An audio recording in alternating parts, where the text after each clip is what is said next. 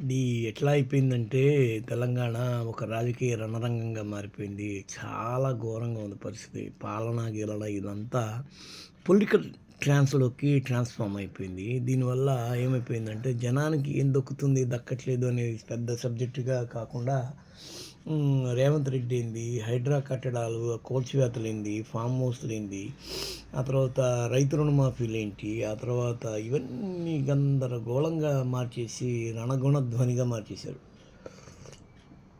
ఇప్పుడు ఏపీ కన్నా రసవత్తర రాజకీయ చిత్రంగా మారిపోయింది తెలంగాణ రాజకీయం.